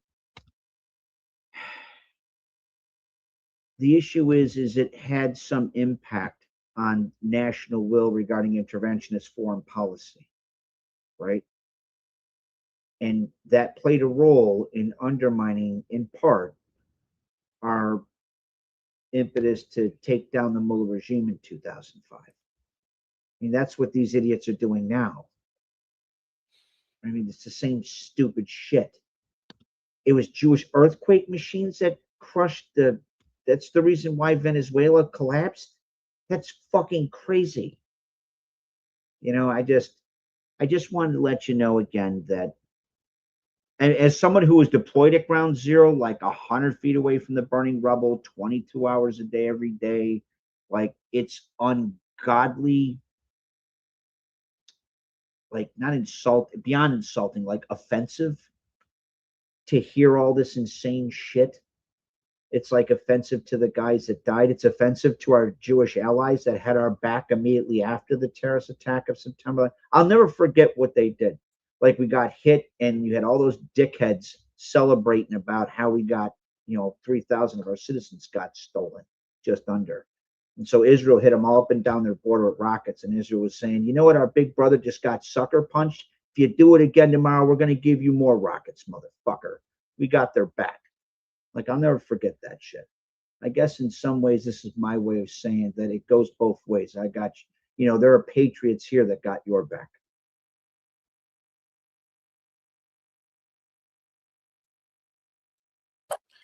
Okay, Armin, if we could please move to super chats, and a suggestion from myself. If you super chat $50 or more, Uncle Jeff will give you your very own Uncle Jeff nickname. Oh wow. Okay. Before I go to super chats, I just quickly want to mention something. I know UV was joking about some of these are good ideas. They should look into them. But it is also true, and I know this to be true, that all of these conspiracy theories against the Jews has backfired. on the enemies of Jews, because it has created a sense that, Mossad is present everywhere and they see everything and they can do things against you in many different ways. So as powerful as Mossad is, the enemies of Israel actually believe it to be even way more powerful than it actually is.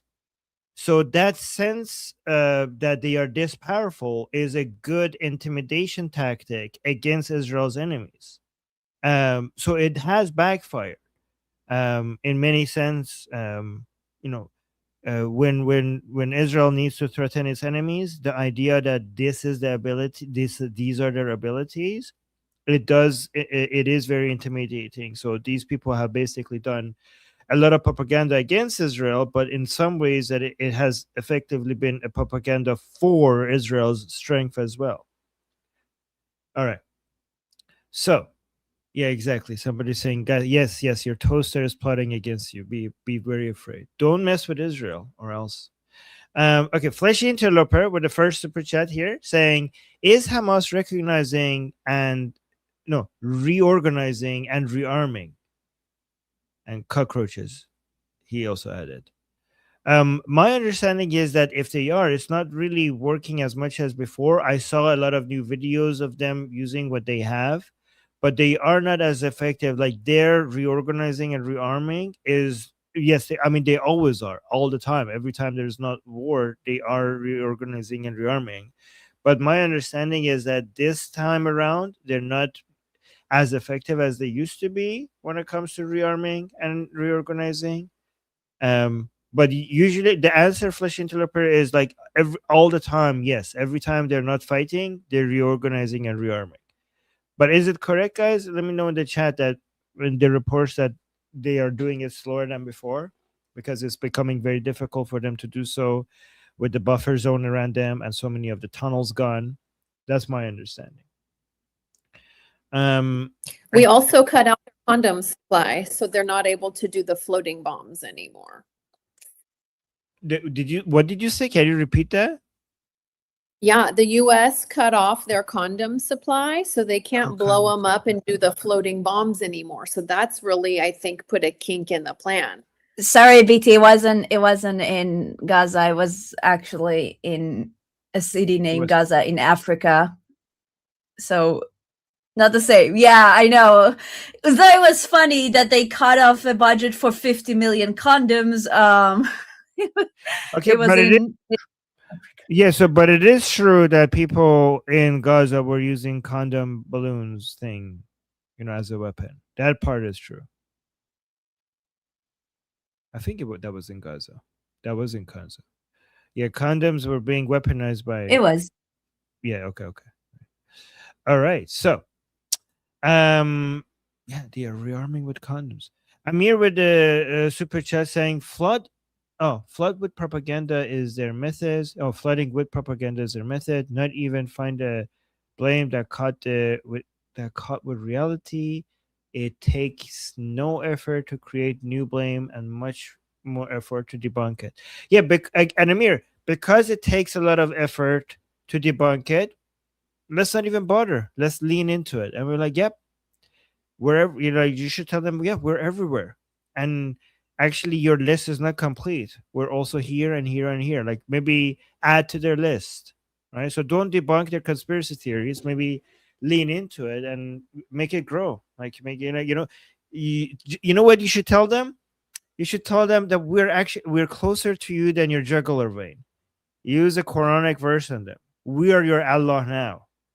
We're closer to you than your own Allah. That's what you should tell them. And then Tom, thank you so much. Tom with the super chat from Reincarnation Entertainment. Thank you so much for a super sticker. Appreciate that. And then Shana with the super chat saying, Jews are the house spirits my Nana warned me about. Confirmed. Okay. House spirits. Okay. Thank you, Shana. And then last super chat by Fleshy Interloper saying, in honor of Blue Jays actually scoring. Okay. Fleshy Interloper is watching us and that at the same time. Thank you. Thank you for being here, even though that was playing in the background. See, like Flesh Interloper loves us so much, and that he still is here at the same time, even though that was happening. Anyways, what's the next topic? We have 3 more topics. The next is yourself with Galibaf versus the remaining regime. So whenever there's other topics, that is not me, you could put me at the end. So I'm just there. But if other people have to, I rather listen to other people's topics. Yeah. Thank you. You will stay the caboose. Got it. Okay, next is Monkey. He'd like to talk about why we negotiate in Pakistan, Oman, Qatar. Ooh, okay. So we know that by negotiating in these places, we give these places credibility and we give these places legitimacy, right? So we have to ask ourselves, why here? Why are we doing this here? Why are we doing this there? I'm going to be honest with you. I don't know the answer. So this is not a topic that I can speak on. This is me asking a question. We spoke a little bit about it earlier, but it's more like a question to Armin because I'm a little bit uninformed. So I would like Armin and anyone here to speak on this. So why does the United States negotiate in places like Pakistan, Oman, or Qatar? The thing is that if you want to find a nation state that could be an effective intermediate between United States and your enemies, they have to be somewhat shitty themselves, right? Because if they're not shitty, then your enemies will not be accepting them as an intermediate. So think about it. Like if these are really good countries, then they will be so aligned with the United States that your enemies will consider them to be biased against them and for United States, right? That's why you can't go with countries that are considered like completely allies of United States and not allies of the Islamic Republic. For example, if you want to negotiate with the Islamic Republic or the Taliban or Hamas, for the other side to recognize them as a proper intermediate, think about it. What countries, any country that would be considered as a fair intermediate by the America's enemies cannot be a country that we are, we like. Does that make sense? Absolutely. They would cry bias. They would, yes, anybody we like, they would cry bias. Anyone they like, we're probably not going to like. So that makes perfect sense. And I think, us agreeing to one over the other might lend them some extra political credence. It might get us some concessions in there. So I kind of understand why we want to be strategic. And okay, you like this guy. Okay, maybe we will decide to like him too. Maybe we get to talk to them about other stuff along the way. But I believe that what you said is probably the biggest factor. Yeah, but there's also some other countries that are very neutral and could have been good alternatives. But the problem is that those types of countries have no interest in doing this, right? Because they're not involved in any of this. So it has to meet 3 conditions. It has to be approved by United States. It has to be approved by your enemies. But then that country itself needs to be wanting to do this. So they have to gain something from this. Like, for example, we could say a country like Japan or Vietnam is a country the United States has no issue with. And also the Islamic Republic has no issue with as well, right? But they're not interested. Don't what the fuck? Like, we don't want to deal with any of this bullshit in our neighborhood, in our country. So they have nothing to gain for being the intermediate here. But Pakistan needs this. Pakistan needs to show its usefulness.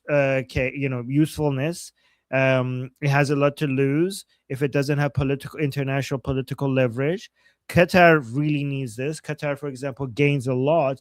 A tiny country that doesn't have much military power and is very vulnerable, needs to use all of the money that is making to gain political leverage. Being an intermediate gives us a lot of political leverage, right? So Oman is right next to the Strait of Hormuz. It's in a very unstable area. It has been dealing with coups and lack of stability in the region with the Islamic Republic and all of the energy, like 20% of the energy of the world going right by it. So it needs to try to find ways to be useful to negotiations as a way for it to have some leverage on the table when it comes to international politics.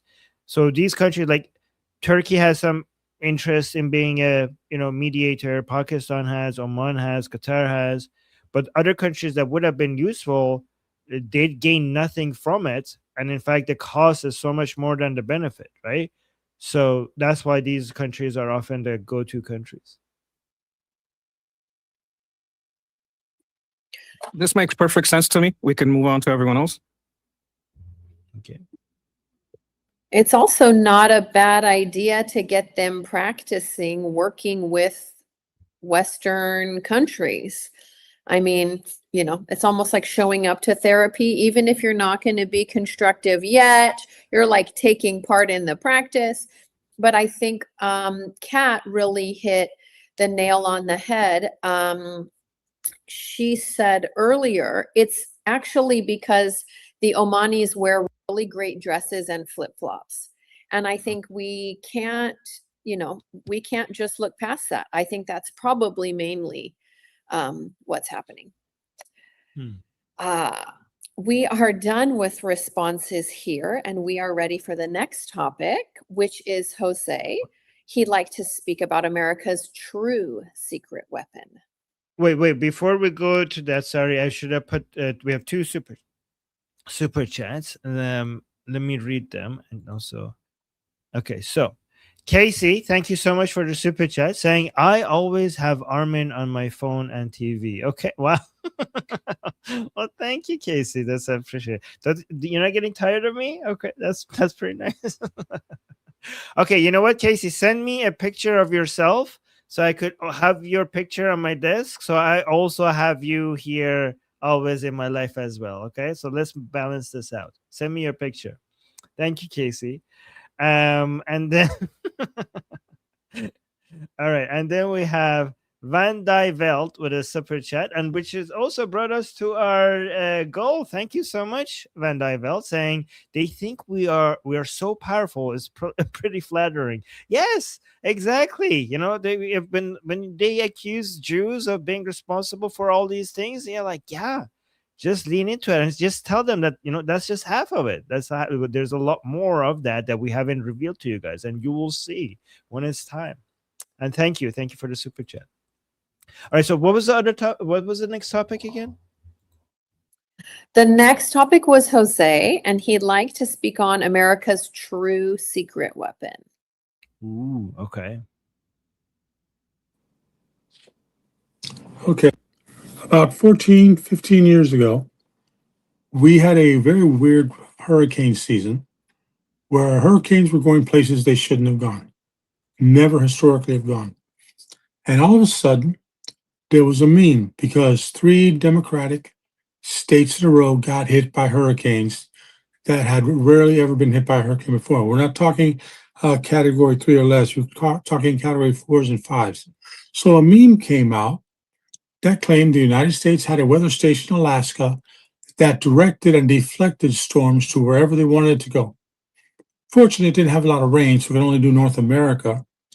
But because Bush Jr. was in charge, okay, he was targeting all the Democratic states and moving them away from all the Republican states. Oh, by the way, Texas wasn't hit either. And 2 of those storms looked like they were heading straight for Texas. And next thing you know, they missed Texas completely. So, memes are there all over the place. I've seen them for years. Safir, you are correct. They're magnificent, the ones I've seen out of Israel. But it's interesting, the crap that you can see out there. Because if the United States can control the weather, okay, then we wouldn't have any droughts in the United States. We wouldn't have any bad seasons for corn and alfalfa and everything else. We wouldn't have to worry about hurricanes coming up the Florida coast on either side. We wouldn't have to worry about any of that if the United States can truly control the weather. And the United States wouldn't bother using an earthquake to take out Venezuela if they were the accomplice. We just drop a Category 5 hurricane on them, and those buildings would have just disappeared into the wind. Enjoy the joke. You don't have enough Jews. That's your problem.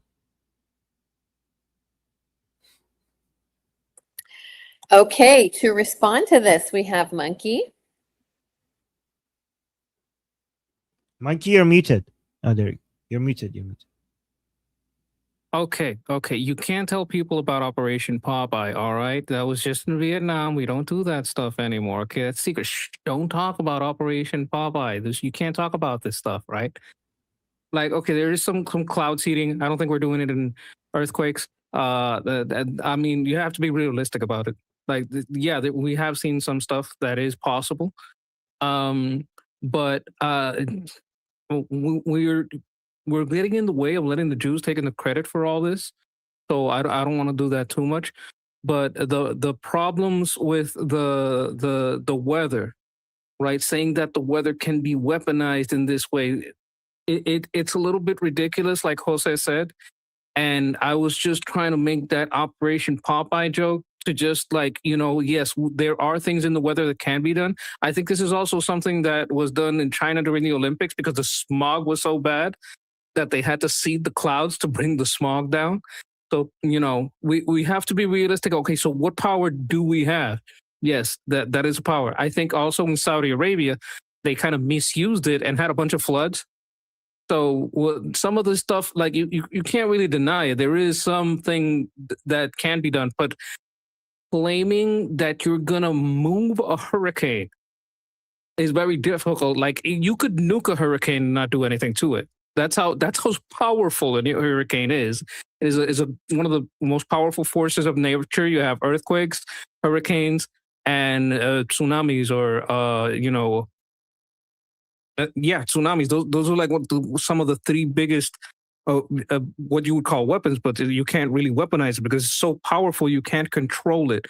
So you have to know where the line is. Know where the line is. Know where the joke is. You don't want to fall for these things, but you also want to understand what's going on. So yes, we did some stuff in the weather. No, we can't move hurricanes. That's ridiculous. But yeah. Good call on that, Jose. Thank you. Okay, Armin, we are finally down to your topic. Yeah. So I wanted to talk about. By the way, just for the editor, no super chats because we need to say super chat so the editor uses that as a way to cut between the topics, right? So Ghalibaf yesterday had a 2-hour discussion recorded for it to be broadcasted on state TV in Iran by the Islamic Republic, right? So everybody knows that Ghalibaf seems to be right now the main person in charge, right? And that's many people's understanding. But on state TV, when that video was being played, when it got to a part when he was talking about justifying the MOU, it got cut. The people within the state TV cut him, and they cut to the supreme leader, the dead one, right, Ali Khamenei, and his points against negotiating with the Americans. So think about this. Ghalibaf is on state TV justifying to the audience in Iran the negotiations and the MOU, and whoever is in charge in the state TV in the middle of it cuts him off, doesn't play the whole 2-hour video, and cuts into a speech by Ali Khamenei saying that you should never negotiate with the Americans because if you give them a little bit, they come ask you for more and more and more until they have everything, right? So that is a big deal. Like this is a huge demonstration of the infighting within the Islamic Republic. It's interesting because Ghalibaf also has recently came out and is talking about the division within the United States, right? So Ghalibaf, Iranian Parliament Speaker Mohammad Bagher Ghalibaf said on Tuesday that contrasting views between U.S. Secretary of State Marco Rubio and Vice President J.D. Vance highlights internal division within the United States. So he's basically doing an Uno reverse, like we're not divided, you're divided kind of thing, right? Ghalibaf claimed the U.S. is pushing to normalize Lebanon-Israel relations while asserting that Iran's memorandum of understanding aims to preserve Lebanon's independence, a phrase Iranian officials often use to refer to Hezbollah's influence in Lebanon's political and security spheres. So that's happening at the same time. And this news that I just mentioned, so here's the official news on that. So Iran's state broadcaster cut short a pre-recorded interview with Parliament Speaker Mohammad Bagher Ghalibaf on Tuesday, triggering protests from Parliament and speculation that politically sensitive sections had been censored. The interview was interrupted while Ghalibaf was explaining the mechanism for releasing Iranian assets abroad. Video of the broadcast shows his remarks being cut off abruptly, followed by a black screen before the channel switched to other programming. So it doesn't tell you, but it switched to basically Ali Khamenei explaining why you shouldn't negotiate with the Americans. IRIB, which is basically the Islamic Republic State TV, later said the interview would continue in a second installment on Wednesday, adding that this had been announced in an on-screen ticker at the end of the program, which is interesting because they don't cut. And Ghalibaf people came out and complained that you should have played the whole thing, but by doing that, now they're going to make everybody pay attention to the second part because now Ghalibaf people came and complained that this should have been played.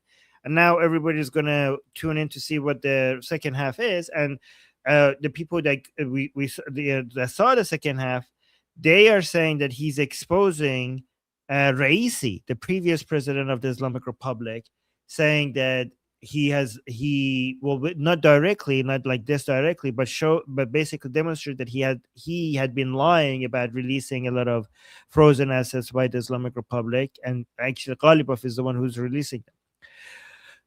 There is a theory, though, that we talked about on the Persian channel regarding this, which could be the case. Some people, I actually introduced this idea that maybe that they're doing this on purpose.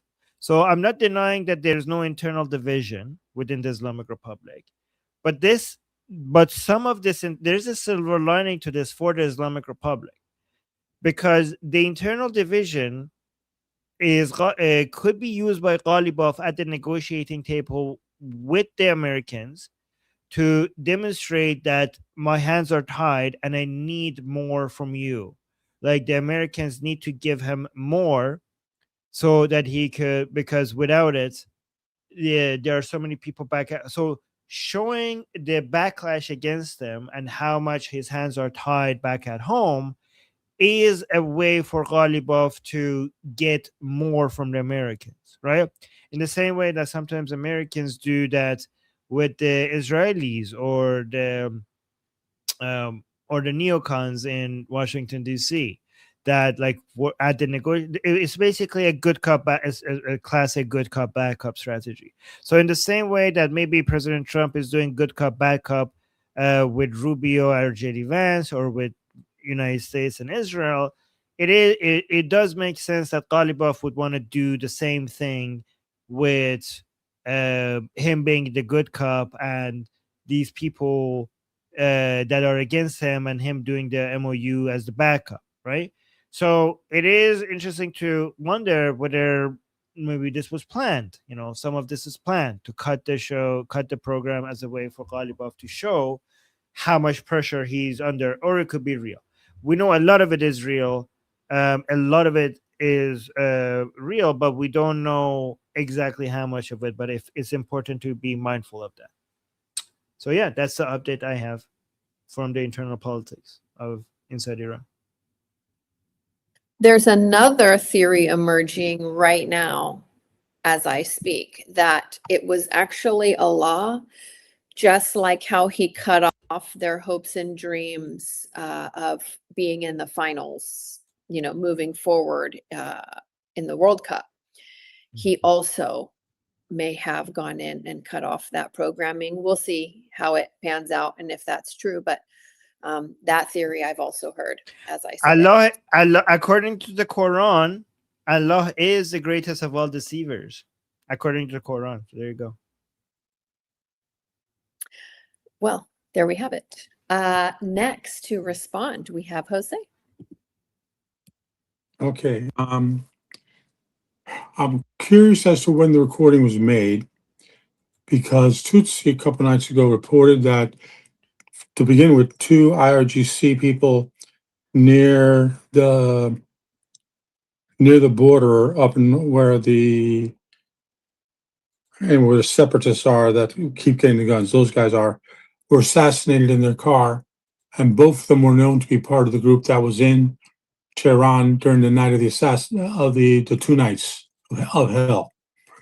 They also reported another man was assassinated who was a producer for Iranian television station.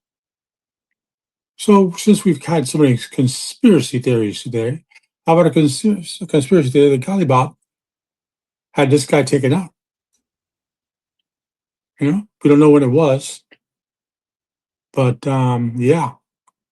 And there were actually very good videos on Tutsi's channel showing the takeouts of all 3.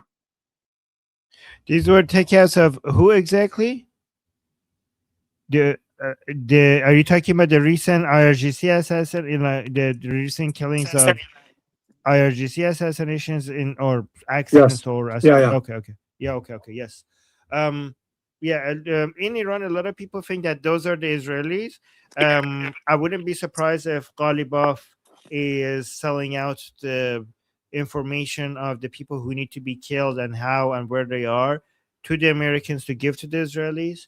I wouldn't be surprised at all. I do believe it's very, very likely that people like Larijani and Shamkhani were sold out by Ghalibaf to the Americans for the Israelis to take them out. And I think a lot of the reasons why so many people within the Islamic Republic are submitting to Ghalibaf is because they have the understanding that if they don't, they might be the next on the list. Ghalibaf will sell them out. And this is why I'm saying that Ghalibaf is basically just using the U.S. military might for him to get his way right now within the Islamic Republic. And the United States it's very likely that the United States is using Ghalibaf as their inside man against the rest of the regime, and not because he's a good guy or anything, or he's on our side, but because Ghalibaf's understanding is that if we go back to military operations, he's probably going to be the next one to die, and so he's very motivated in not keeping the negotiations going on.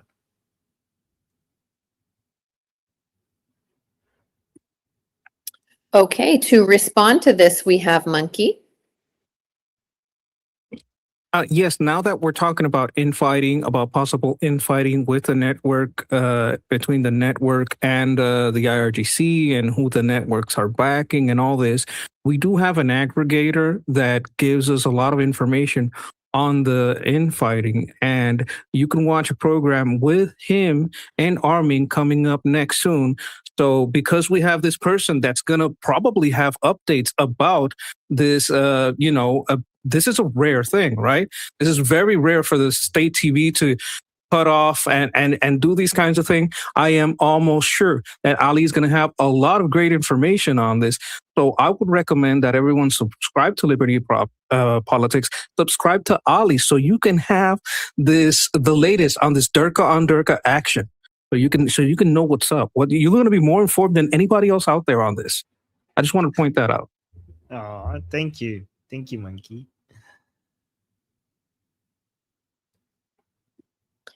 Armin, we are now at the end of the show. If you would close us out with super chats, please, we would love it. So we have one super chat which is relevant to our topic, and thank you, BT. By the way, thank you, BT. You're amazing mod. Thank you always. Always love it when you're here. Fleshy Interloper is saying, love a bit of Ghalibaf analysis. How bad is he? This is a very good question. I think pretty much so. I think like Ghalibaf is close to being a perfect puppet right now of the Americans by force. With there are two things motivating Ghalibaf. Ghalibaf doesn't want to die, and I think he is terrified. Saying he knows like Larijani and Shamkhani and other politicians were killed by Israelis, and he doesn't want to be next. He's trying to be as useful to the Americans as possible so that they don't remove him from the no-kill list. The no-kill list is a list Americans have for the Israelis not to touch the people that the Americans don't want them to be touched. So if they're being useful, Ghalibaf doesn't want to be removed from that list, right? This is why he's now out walking around, right? Because he was in his hideout in a bunker somewhere, and then eventually, when the Americans give him the understanding that you're back on a no-kill list, then he started coming out and moving around, right? So that's his main motivation. But the Americans are probably also giving him some resources to be able to bribe people, intimidate people, put pressure on people, do some propaganda and stuff. I wouldn't be surprised if they're doing that with him. But also Ghalibaf is historically somebody that was always one of the most power-hungry people within the Islamic Republic. His dream has always been to be the number one person within the Islamic Republic. So besides trying to stay alive, he is also looking at this potentially if everybody is removed, and he's left, for him to become the person that has the full control and the main person within the main power within the Islamic Republic. So he is saying he is also motivated by that. He's kind of like Littlefinger from Game of Thrones. He's basically taking advantage of all of this chaos, and he thinks like it's a ladder that he could take advantage of maybe at some point. If he survives it, it's all for him to take. So he's also motivated by that. But the problem for him is that so it's interesting. Like one last thing about Ghalibaf, I think if I was him, the best case scenario is no war, but the Americans stay, right? Because if the Americans leave this area, then he doesn't have a leverage anymore, and then all of the people that he was holding back will come for him, and they might remove him. If the Americans start military operations, he might be on the target list. So his ideal is for the Americans to just keep staying here, but do not attack. And the MOU and the negotiations keep going until he finds a way to use all the funds that are being released to somehow basically fully establish his dominance before anything else happens. That is what he has to try to do right now. And again, I could go into a lot more detail regarding how that could be done. He needs to basically get more people within the IRGC to completely come to his camp. And he needs to be using the funds that are being released, and the oil money right now.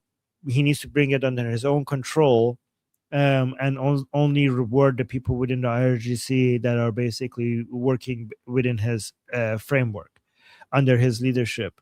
And he needs to find a way to create a structure where it makes that permanent, not just temporarily while the Americans are here. If he doesn't do that, then he could. Then I tell people that I can't wait to make a show with the title "The Rise and Fall of Ghalibaf." Like that's the title I want to have one day on one of my streams. We'll see if that happens. Anyway, so that was a super chat. And let me stop the recording here. There we go. Okay, guys. So you guys continue the conversation here in the group call without me. I'm going to go get ready for the next show with Ali. That starts in about 20 minutes.